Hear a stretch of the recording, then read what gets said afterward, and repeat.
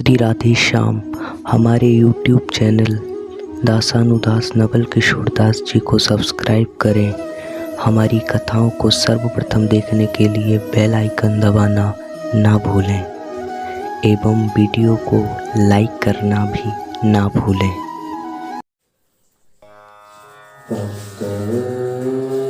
श्री गुरु श्रुतपद कमलम् श्री गुरुं वैष्णवांश्च श्रीरूपं साग्रजातं सहगण रघुनाथान्वितं तं सजीवं साद्वैतं सावधूतं परिजनसहितं श्रीकृष्ण चैतन्यदेवं श्रीराधा कृष्णपादानु सहगण ललिता श्रीविशाखान्वितांश्च भक्त भक्ति भगवंत गुरु चतुर नाम बपुएक तिनके पद वंदन किए नाशन विघ्न अनेक बार बार वंदन करूं श्री नाभा आभाएन जिन काळ्यो गाभा वेद को श्री भक्त माल रस देन प्रियादास जी के पद कमल वंदौ बारंबार कीन्ही भक्ति रस बोधिनी टीका अति सुख सार भगवद भगतन चरित जे गाए अधिक मिठास बार बार वंदन करूं धन श्री नारायण दास हरि जी आय विराजिए सुनो कथा इतिहास तुम श्रोता भक्त माल के तुम पद रज हम दास तुम पद रज हम दास तुम श्रोता भक्त माल के तुम पद रज हम दास जय रूप सनातन भट्ट रघुनाथ श्री जीव गोपाल भक्त दास रघुनाथ एक गुसाइर कर चरना बंदन जहाँ हित विघ्न नाश हृष्ट पुराण अज्ञानतिमिरान्धस्य ज्ञानाञ्जनशलाकया चक्षुरुन्मिलितं येन तस्मै श्रीगुरुवे नमः। भजनिताय गौर राधे श्याम जप हरे कृष्ण हरे राम भजनिताय गौर राधे श्याम जप हरे कृष्ण हरे राम भजनिताय गौर राधे श्याम जप हरे कृष्ण हरे राम वाञ्छा कल्पतरुभ्यश्च कृपा सिन्धुभ्यैव च पतितानां पावनेभ्यो श्री वैष्णवेभ्यो नमो नमः। श्री गुरु चरण कमलेभ्यो नमो नमः। संत चरण कमलेभ्यो नमो नमः। श्री गुरु प्रेमानंदे निताय गौर हरि बोल।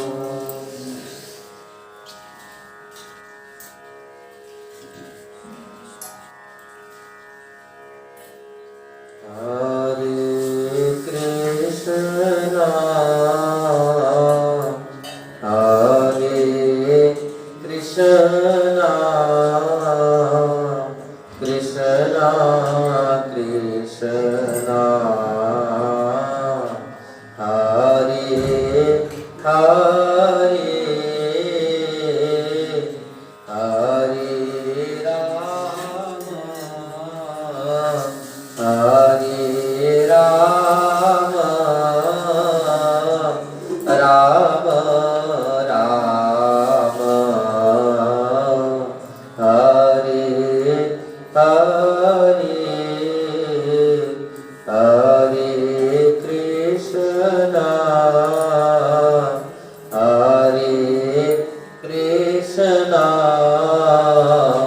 कृष्णा कृष्णा हरे हरे हरे राम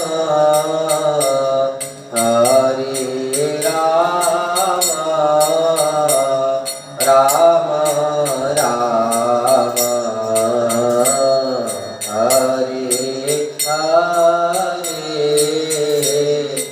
गौरी शंकर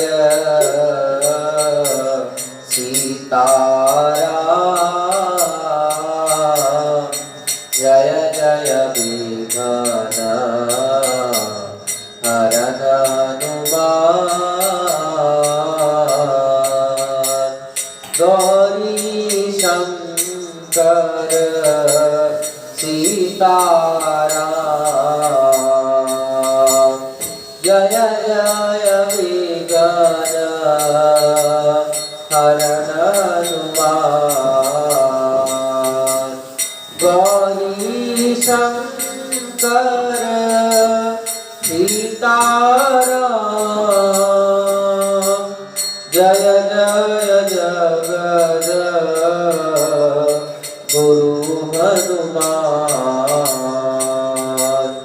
जय जय श्यामा जय जय श्याम जय जय श्री वृंदावन धाम गौरी शंकर सीताराम जय जय विघ्न हरन हनुमान बैठी तुम्हें भूलो नहीं श्यामा श्याम तुम भी मुझे भूलो नहीं श्यामा श्याम मैं भी तुम्हें भूलो नहीं श्यामा श्याम तुम भी मुझे भूलो नहीं श्यामा श्याम मैंने भुलाया तुम्हें श्यामा श्याम तुम ना भुलाओ मुझे श्यामा श्याम मैंने भुलाया तुम्हें श्यामा श्याम तुम ना भुलाओ मुझे श्यामा श्याम गौरी शंकर सीताराम जय जय जगद गुरु हनुमान जय जय श्यामा जय जय श्याम जय जय श्री वृंदावन धाम कृपा करहु मोपे श्यामा श्याम अब नहीं होया समय की हान अपनी करिए श्यामा श्याम जय जय श्यामा जय जय श्याम जय जय श्री वृंदावन धाम जय जय श्यामा जय जय श्याम जय जय श्री वृंदावन धाम जय जय श्यामा जय जय श्याम जय जय श्री वृंदावन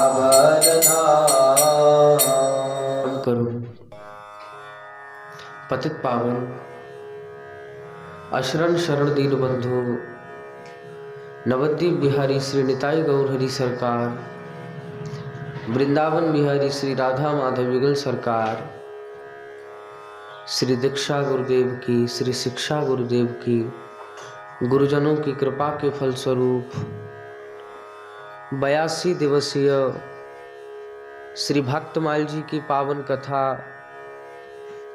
श्रवण करने का हमें आपको सौभाग्य प्राप्त हो रहा है, जिसमें कि आज कथा का 63वां दिवस है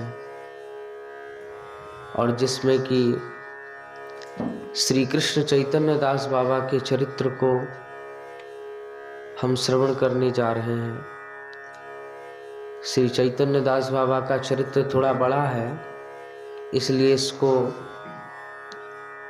2 दिवस तक श्रवण करेंगे हम। तो सन 1861 में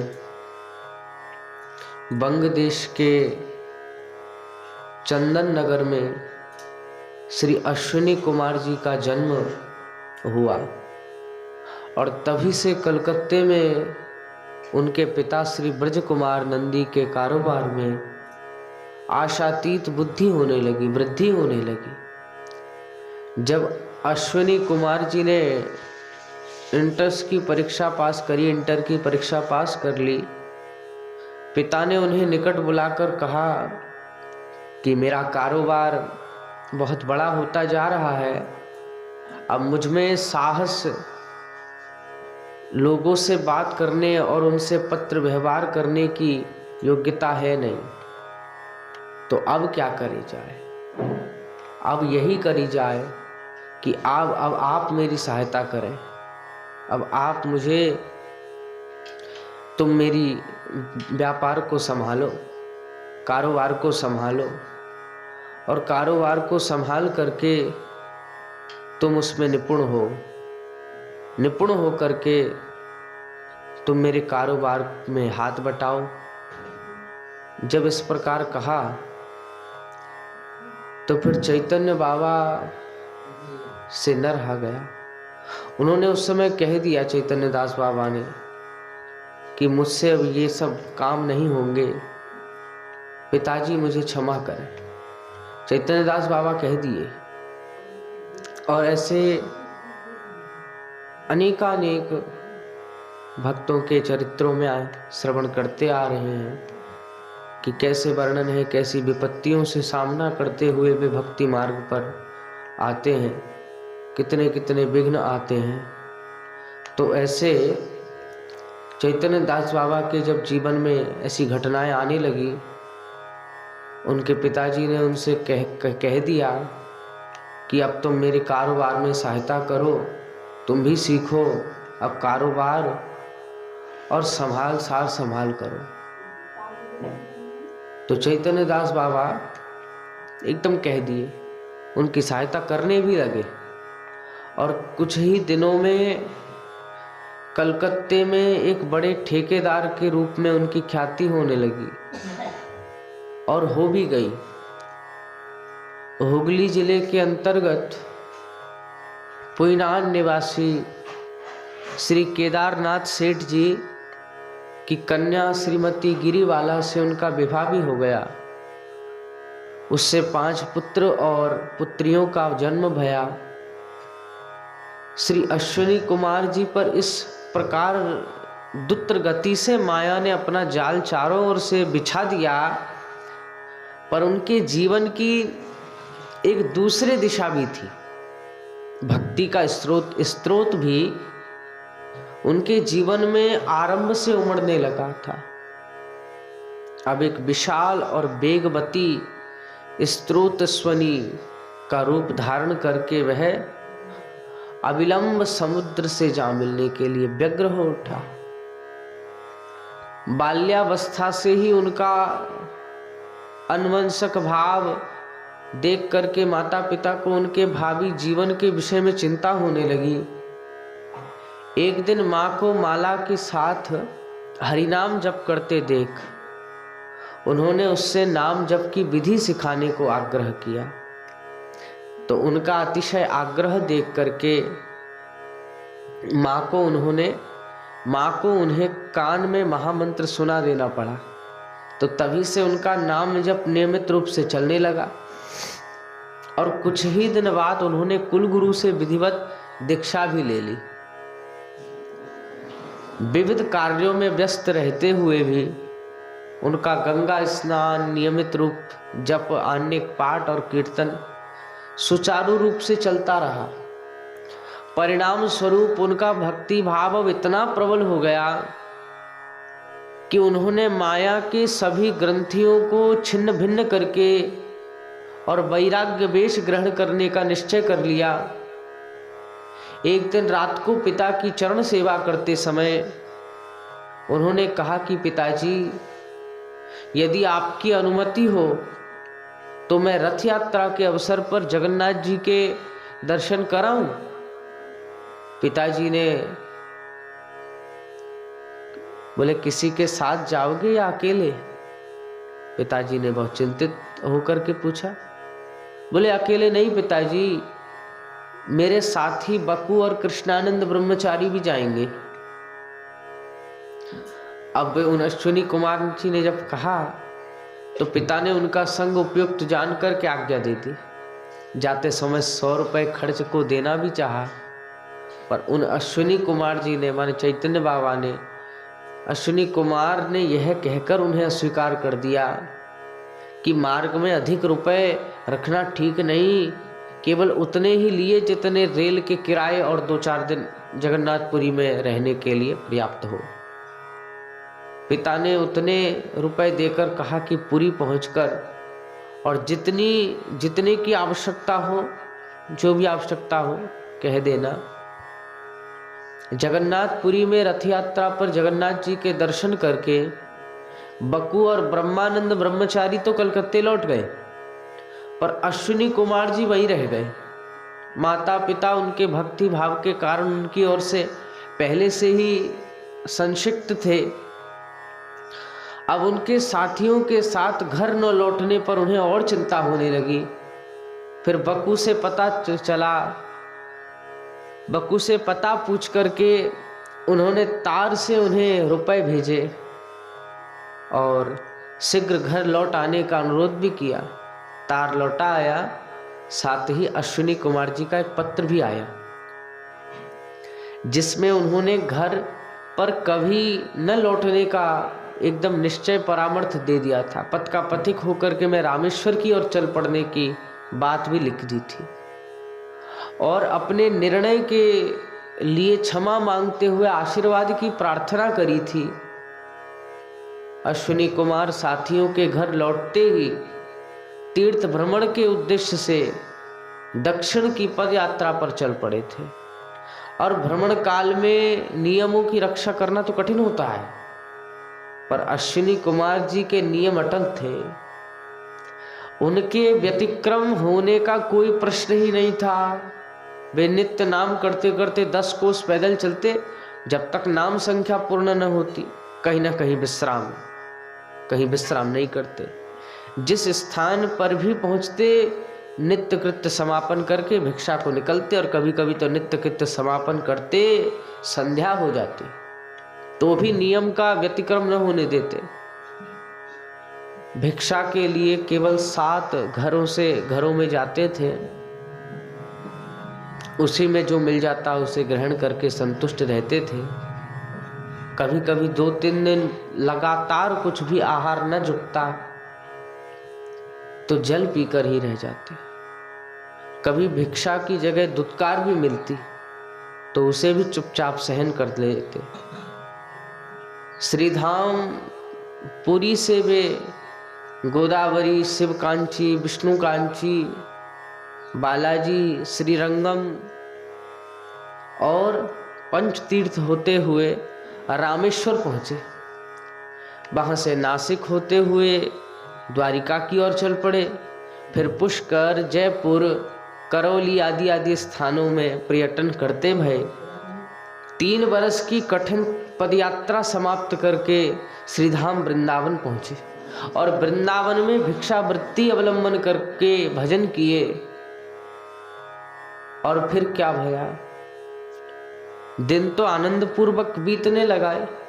एक दिन रात्रि में स्वप्न में किसी दिव्य कांति युक्त मूर्ति ने उनसे कहा कि तुम्हारा अभी वृंदावन वास का समय नहीं हुआ है, बहुत काम बाकी है। अब निद्रा भंग होने पर स्वप्न की बात याद करके भी कुछ चिंता में पड़ गए, पर वे घर लौट जाने के लिए तो वृंदावन आए नहीं थे। उन्होंने उस पर विशेष ध्यान नहीं दिया। दूसरे और तीसरे दिन फिर उन्होंने वही स्वप्न देखा। अब उनके अंतर में प्रबल अंतर्द्वंद छिड़ गया, इस दिव्य आदेश का पालन करूं या न करूं। अंत में प्रभु की इच्छा जान करके उन्होंने वृंदावन छोड़ दिया और उत्तराखंड की यात्रा पर चल दिए। कुरुक्षेत्र, हरिद्वार, केदारनाथ, बद्रीनाथ की यात्रा करते भये।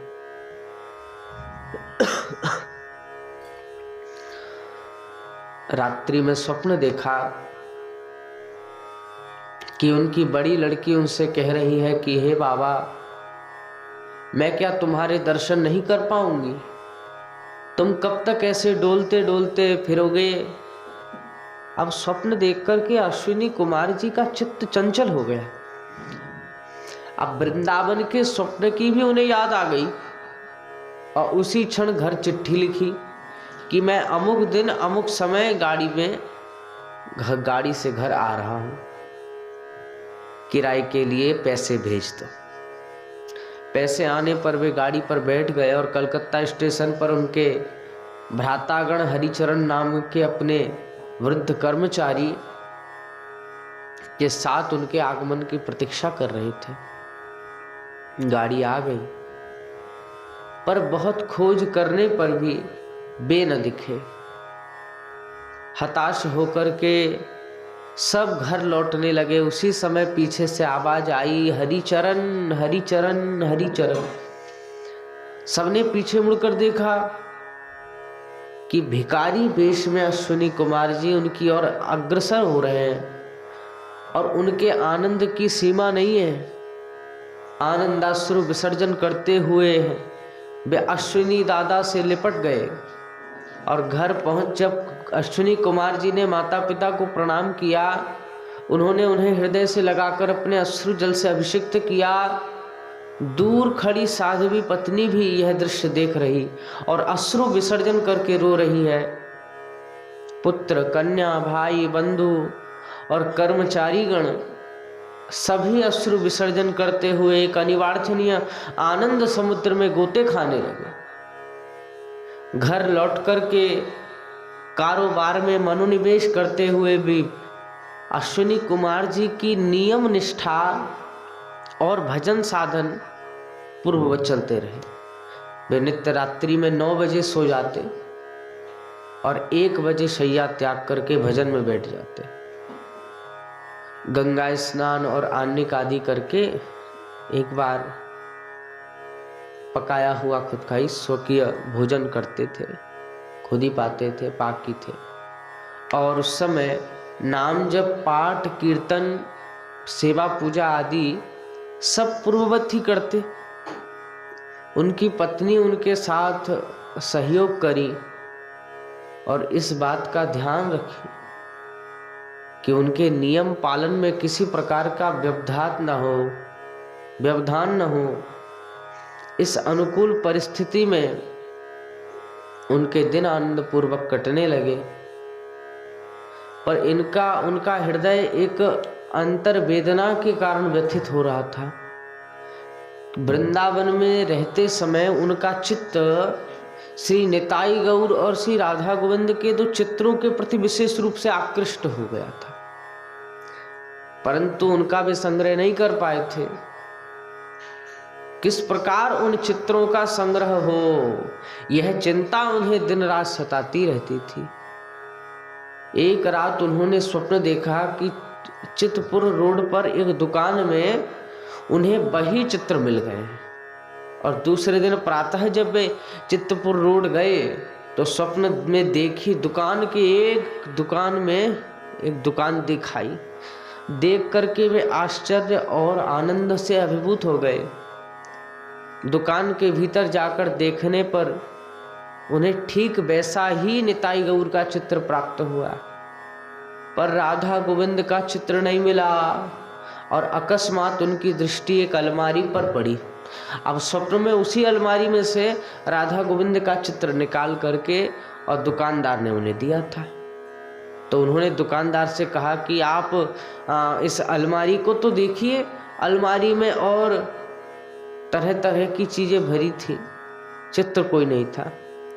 दुकानदार ने कहा भी कि उसमें कोई चित्र नहीं है। यह सुनकर के अश्विनी कुमार जी हताश हो गए और नेत्रों से जलबिंदु टपकने लगे। हठात दुकानदार को याद आया कि कल चित्रों का जो नया बंडल आया है वह उस अलमारी में रखा है। उसने हाथ बड़ा करके बंडल निकाला और खोजते ही राधा गोविंद जी का भी ठीक वैसा ही चित्र जैसा उन्होंने वृंदावन में देखा था, देख करके तो चीख पड़े। उसे देख करके अश्विनी कुमार जी उछल पड़े जैसे उन्हें विश्व की सबसे बड़ी संपत्ति मिल गई हो, जैसे राधा गोविंद स्वयं कृपा करके चित्र के रूप में उनके सामने प्रकट हो गए हो। एक दिन अश्विनी कुमार जी किसी कार्य से जैसे ही घर से निकले, डाकिये ने एक पत्र दिया और वृद्ध पिताजी पास थे। उन्होंने पत्र पढ़ने को कहा। पत्र पढ़ते पढ़ते उन्हें ऐसा भावावेश हुआ कि वे उसे संभाल न सके। तुरंत किसी प्रकार पत्र शेष करके ईडन गार्डन को चले गए थे और वहां एक वृक्ष के नीचे बैठ करके वे रोते रोते फूट फूट कर रोते हुए उच्च स्वर से विलाप करने लगे कि हाँ श्याम सुंदर, हाँ करुणामयी, हाँ वृंदावनेश्वरी, मेरी किस अपराध के कारण मुझे वृंदावन से ठेल दिया है तुमने। मुझे अब कौन सा ऐसा कार्य करना बाकी है जिसके कारण संसार भोगना पड़ रहा है। अब आप कृपा करके करोगी स्वामिनी, कब कृपा करोगी स्वामिनी। पत्र एक संबंधी का था, तो उन्होंने उस समय वृंदावन में पत्थरपुरा में अपने नवनिर्मित मंदिर में श्याम सुंदर की प्रतिष्ठा के अवसर पर नंदी महाशय को सपरिवार आमंत्रित किया था। पत्र पढ़ते ही अश्विनी कुमार जी की विरहाग्नि धधक उठी। कई दिन तक उनका विरहोन्माद बना रहा। उसे शांत करने के लिए और चंद्रनाथ का कृपा आशीर्वाद ग्रहण करने के लिए उन्होंने एक विशेष तिथि पर चंद्रनाथ जी की पैदल यात्रा की। चंद्रनाथ के दर्शन करने के उद्देश्य से वे द्रुत गति से चले जा रहे थे और रास्ते में एक दुकानदार से पूछा कि अभी चंद्रनाथ कितनी दूर है। उसने कहा अभी तो बहुत दूर है, आज आप किसी प्रकार वहां पहुंच नहीं सकते, इसलिए रात्रि में यहीं मेरे पास विश्राम करिए, कल चंद्रनाथ के दर्शन करिएगा। पर उन्हें तो उसी तिथि में उनके दर्शन करने थे। वे चलते गए चलते गए चलते गए और चंद्रनाथ जी का स्मरण करते हुए मार्ग में जल तक ग्रहण नहीं किए, इस भय से कि कहीं विलंब नहीं हो जाए और मंदिर का द्वार बंद न हो जाए। भूखे प्यासे जब वे देर रात्रि में मंदिर पहुंचे, मंदिर का दरवाजा बंद और चारों ओर सन्नाटा छाया देख उनके प्राण सूख गए। थके हारे तो वे थे ही, अब थके हारे वे मंदिर के दरवाजे पर लेट गए। अब अकस्मात मंदिर के कुछ दूर उन्होंने देखा कि अग्नि के सामने ध्यानमग्न बैठे एक जटाजूटधारी सन्यासी को। वे उसके निकट जाकर बैठ गए। ध्यान भंग होने पर उसने आंखें खोली, बोला तुम कौन हो, इतनी रात में यहाँ अकेले क्यों बैठे हो, कैसे बैठे हो। अश्विनी कुमार जी ने कहा, मैं चंद्रनाथ के दर्शन करने आया था, मंदिर बंद हो जाने के कारण दर्शन नहीं कर सका। अब सन्यासी को कहा पुजारी ने भीड़ कम करने के उद्देश्य से बाहर का दरवाजा बंद कर दिया है, पर भीतर का खुला है, चलो मैं तुम्हें दर्शन करा लाऊं। अब अश्विनी कुमार जी के मृत देह में मानो फिर से प्राणों का संचार हुआ और उनके अंतःस्थल में धन्य चंद्रमा धन्य चंद्रमा धन्य चंद्रनाथ की ध्वनि गूंज गई। अब सन्यासी का अनुगमन करते हुए वे फिर मंदिर के दरवाजे पर गए और सन्यासी उन्हें वहां बैठा करके कुछ देर को फिर कहीं चले गए और थोड़ी देर में दरवाजा खुला। अश्विनी कुमार जी ने भीतर प्रवेश किए और चंद्रनाथ जी के दर्शन किए, उनसे वृंदावन का वास दिलाने की प्रार्थना की। दर्शन करके लौटे तो सन्यासी ने पूछा कि तुमने कुछ आहार भी किया या नहीं? अश्विनी कुमार जी ने कहा, दर्शन के लिए विलंब हो जाने के भय से मैंने कुछ नहीं पाया, एक सांस भागना पड़ता चला गया, भागता चला गया, आहार आदि कुछ नहीं किया। तो बाबा के दर्शन करके उपवासी चले जाओगे, यह ठीक नहीं, बाबा का प्रसाद लेते जाओ। इतना कहकर के उन सन्यासी ने उन्हें केला संतरा आदि बहुत से फल लाकर दिए। दूसरे दिन प्रातः जब वे कलकत्ते लौट रहे थे तो मार्ग में एक ब्राह्मण से भेंट हुई। उसने पूछा, इतने तड़के बाबा चंद्रनाथ जी के दर्शन किए बिना कहाँ जा रहे हो? अश्विनी कुमार जी ने कहा, दर्शन में रात को ही कर चुका। एक सन्यासी ने मंदिर का दरवाजा खोलकर के दर्शन कराए और यह प्रसाद दिया। अब ब्राह्मण यह सुनकर कि तो विस्मय पूर्वक बोला, यह तुम क्या कह रहे हो?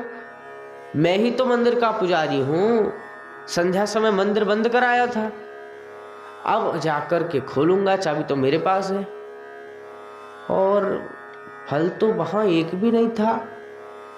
निश्चय ही तुम्हारे ऊपर चंद्रनाथ जी की कृपा हुई है, उन्होंने तुम्हें 2 बार 2 रूपों में दर्शन देकर कृतार्थ किया। बाबा चंद्रनाथ की कृपा से शीघ्र अश्विनी कुमार जी के वृंदावन प्रत्यागमन की संभावना प्रकट होने लगी और कुछ ही दिन पूर्व उन्होंने पत्नी के आभूषण बेच करके अपना स्वतंत्र कारोबार आरंभ किया। कारोबार आशातीत रूप से सफलतापूर्वक चलने लगा। लड़के भी सक्षम हो गए, उन्हें विश्वास हो गया कि उनके बिना भी वे अपना पोषण ठीक से कर सकेंगे। वृंदावन से आने के 4 साल बाद लगभग 4 साल बाद वे आए। वृंदावन आने के कुछ ही दिनों बाद अश्विनी कुमार जी को स्वप्नादेश हुआ और स्वप्नादेश द्वारा श्री गोपीजन वल्लभ को जुगल मूर्ति प्राप्त भई और अपने कारोबार के लाभांश में से कुछ धन मंगवा करके उन्होंने एक मंदिर का निर्माण किया। एक पुजारी और एक टहलुआ द्वारा ठाकुर सेवा की व्यवस्था करी गई और स्वयं भी सेवा कार्य में सहायता करने लगे। मंदिर की प्रतिष्ठा के समय उनकी मां वृंदावन आई और नियम सेवा के पश्चात हठात बीमार पड़ गई वे और चिकित्सा के लिए उन्हें कलकत्ते से जाया गया। अश्विनी कुमार जी ने पिता की अनुमति प्राप्त करके श्रीमद् भागवत पाठ और कीर्तन की व्यवस्था करी और उस समय पाठ समाप्त होते ही मां ने आग्रह किया कि उन्हें गंगा तट के ले जाने के लिए उन्हें गंगा तट पर ले जा करके उनके आदेश अनुसार गंगा जी के जल स्पर्श करते हुए लिटाया। गंगा स्पर्श होते ही उनके प्राण पखेरु साधनोचित धाम को उड़ गए। कुछ दिन बाद वृद्ध नंदी महाशय वृंदावन गए। मंदिर में सेवा आदि की व्यवस्था देख करके बहुत प्रसन्न हुए। उन्होंने अपनी ओर से वहां नित्य 20 मूर्तियों की अतिथि सेवा और एक दातव्य चिकित्सालय की व्यवस्था की। अश्विनी कुमार जी ने स्वयं अभावग्रस्त वैष्णवों के अनुपान के और पथ्य की व्यवस्था करी। वे नित्य वैष्णव सेवा के स्थान को अपने हाथ से साफ करते। वैष्णव सेवा में उनका इतना अभिनिवेश था कि प्लेग के दिनों में भी वे वैष्णव सेवा छोड़ करके कहीं नहीं गए। प्लेग रोग हुआ था उस समय पूरे ब्रज में, और उस समय क्या हुआ, उन प्लेग के दिनों में भी वे वैष्णव सेवा छोड़ करके कहीं नहीं गए। इसी बीच उन्होंने सिद्ध श्री तोताराम दास बाबा जी के अनुगत श्री रूपदास बाबा जी से भजन प्रणाली सीखी और उसी के अनुसार भजन करने लगे। थोड़े दिन बाद उनके पिता का भी देहांत हो गया। उस समय उन्हें कलकत्ते जाना पड़ा और पारिवारिक धन संपत्ति की समुचित व्यवस्था करके वे वृंदावन लौट आए।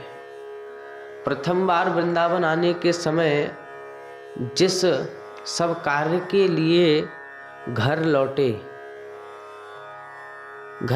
थे, घर लौट जाने का उन्हें स्वप्नादेश हुआ था, वह पूरा हो गया। वृंदावन लौट करके उन्होंने श्री गौर शिरोमणि महाराज के कृपा पात्र श्री हरिचरण दास बाबा जी से वेश ग्रहण किया और नाम हुआ श्री कृष्ण चैतन्य दास।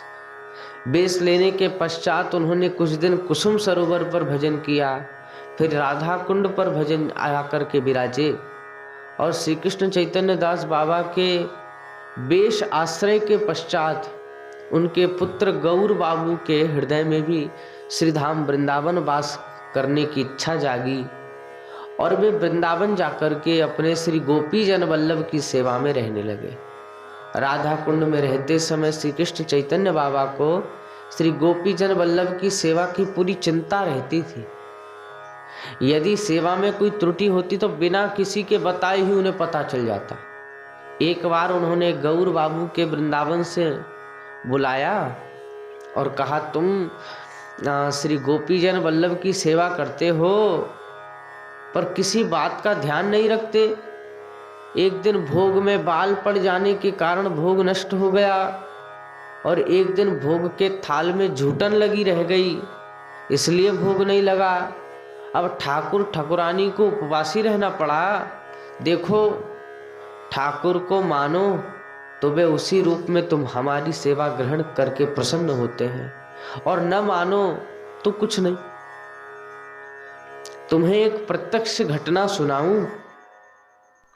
तड़ास स्टेट के, उस समय उन्होंने सुनाया, तड़ास स्टेट के राजर्षि बनमाली बहादुर के ठाकुर श्री राधा विनोद जी जब राधा कुंड पे विराजते थे तो गर्मी के दिनों में उन्हें 24 घंटे पंखा करने के लिए टहलाऊ रखे जाते थे और एक दृढ़ विश्वास था कि ठाकुर इस सेवा से सुखी होते हैं, और नित्य रात्रि में मंदिर का ताला लगने से पूर्व मंदिर में जाता और बीच बीच में स्वयं पंखा झल करके टहलाऊ को विश्राम देता। अब एक दिन मध्य रात्रि में पंखा खींचते खींचते उसे नींद आ गई। अब स्वप्न में उसने देखा कि विनोदी जी उसका हाथ स्पर्श करके कह रहे हैं, अरे तुम सो रहे हो, मुझे बड़ी गर्मी लग रही है, मुझे कुंड के किनारे ले चलो।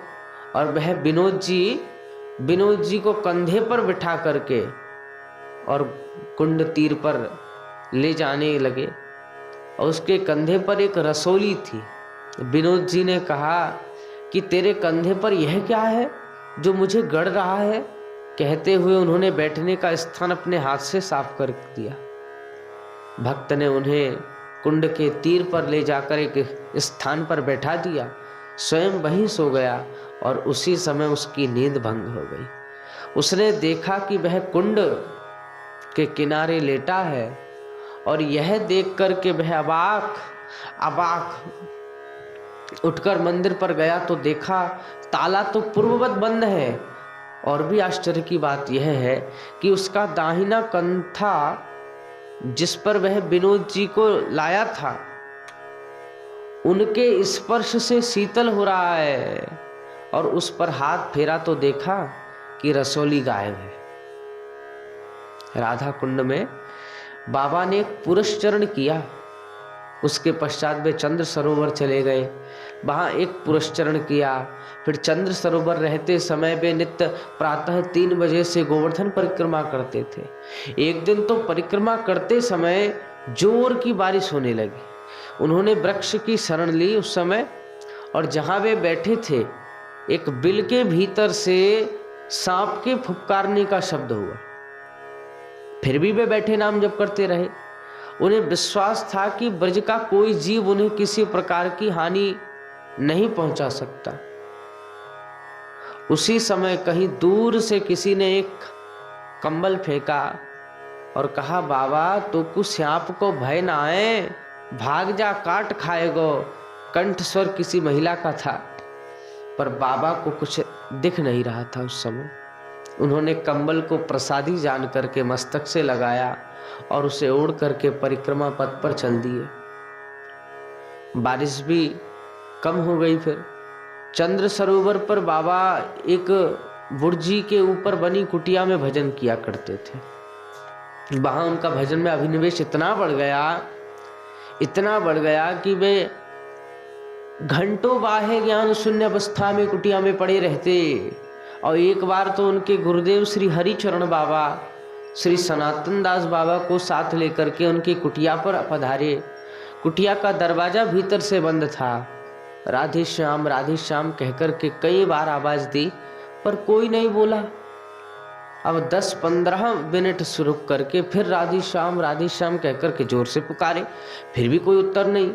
सनातन दास बाबा को श्री कृष्ण चैतन्य बाबा के संबंध में चिंता होने लगी, पर हरिचरण बाबा ने कहा, चिंता की कोई बात नहीं है, वह अक्सर लीला चिंतन में डूब जाता है तो उसे घंटों तक बाह्य ज्ञान नहीं रहता, चलो फिर आएंगे।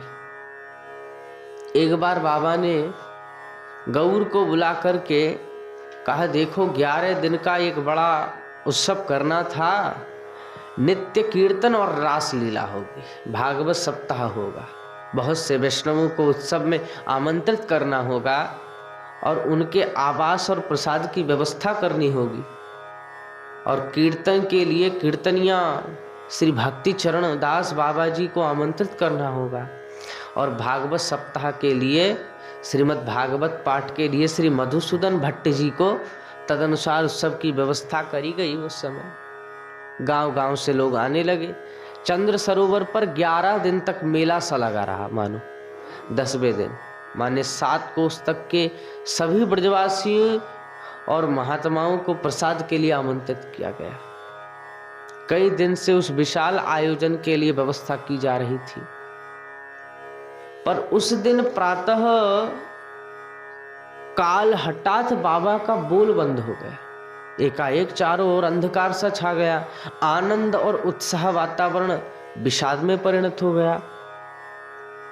विषण्ण खिन्न मन से सबने देर तक शरीर में किसी प्रकार का स्पंदन होने की प्रतीक्षा करी, पर उन्हें निराश होना पड़ा। अंत में बाध्य होकर के अंतिम संस्कार की तैयारी की जाने लगी। कीर्तन के साथ सरोवर की परिक्रमा करके उन्हें शमशान ले जाया गया, और शमशान के निकट पहुंचते ही अति क्षीण कंठ से उनकी आवाज सुनाई पड़ी कि मुझे कहाँ लिए जा रहे हो, मुझे कहाँ लिए जा रहे हो, मैं जहाँ था वहीं ले चलो। यह सुनकर के सब लोग चमत्कृत हो गए।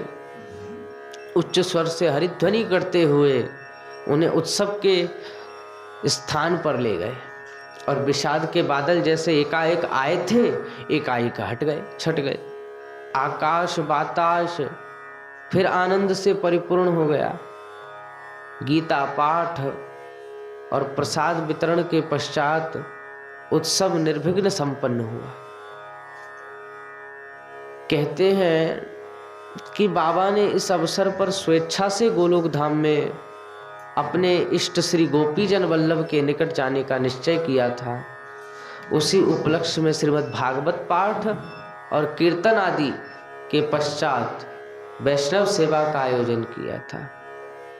अपने निश्चय के अनुसार ही वैष्णव सेवा की पूरी तैयारी हो जाने पर उसके ठीक पूर्व उन्होंने प्रयाण किया, पर स्वयं राधा रानी के अनुरोध पर उनके किसी उद्देश्य की पूर्ति के लिए वे कुछ दिनों को इस जगत में लौट आने को विवश हुए थे।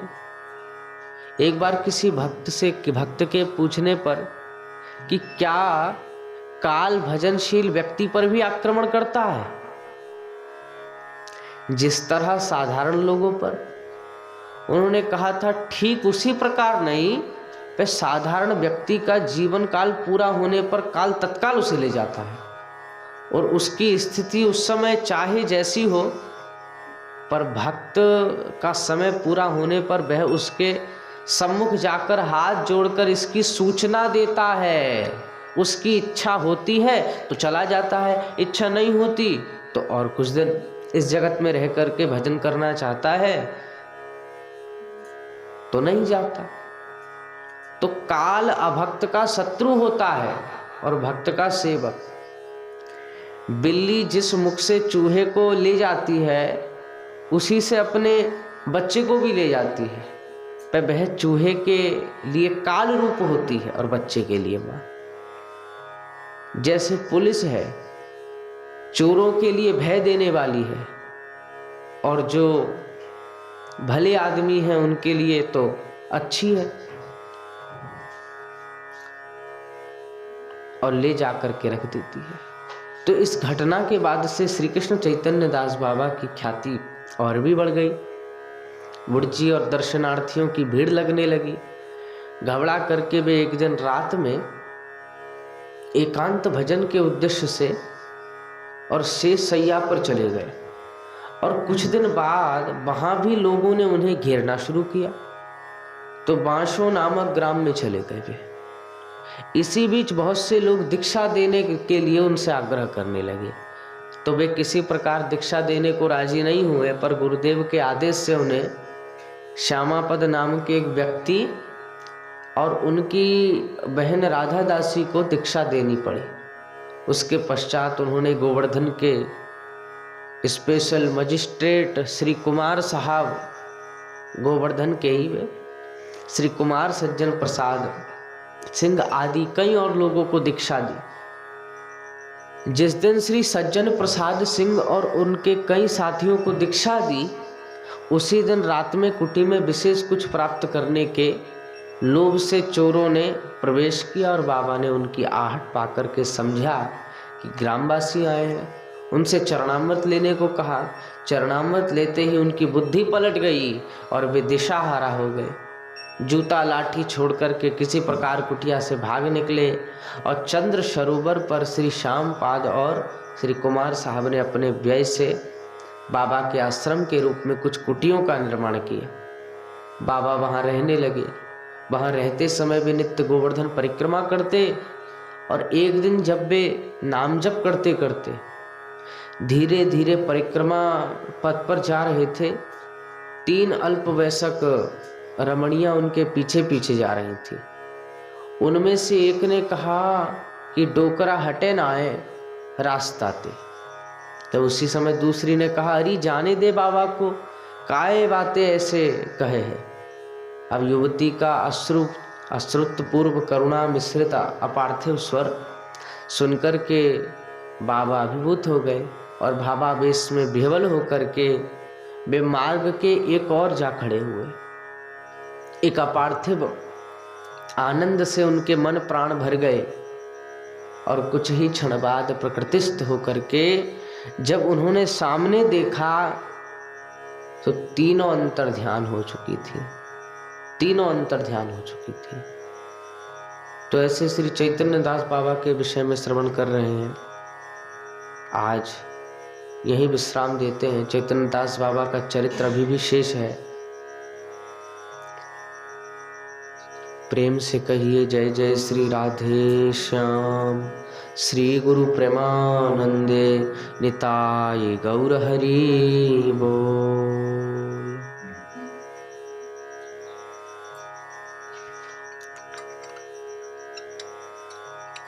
महाप्रभु चैतन्य हरि अवतारी आपुन भक्ति करे आपो मुरारी। ओ महाप्रभु चैतन्य हरि अवतारी आपुन भक्ति करे आपो मुरारी। राधा गिरधारी भये नदिया बिहारी आपुन भक्ति करे आपो मुरारी। राधा बनवारी भये नदिया बिहारी आपुन भक्ति करे आपो मुरारी। राधा बनवारी भये नदिया बिहारी आपुन भक्ति करे आपो मुरारी। आपुन भक्ति करे आपो मुरारी। प्रिय भक्तों, अगर यह वीडियो आपको पसंद आए तो इसको लाइक कीजिए और अधिक से अधिक शेयर कीजिए। हमारे YouTube चैनल दासानुदास नवल किशोर दास जी को सब्सक्राइब करें। हमारी कथाओं को सर्वप्रथम देखने के लिए बेल आइकन दबाना ना भूलें।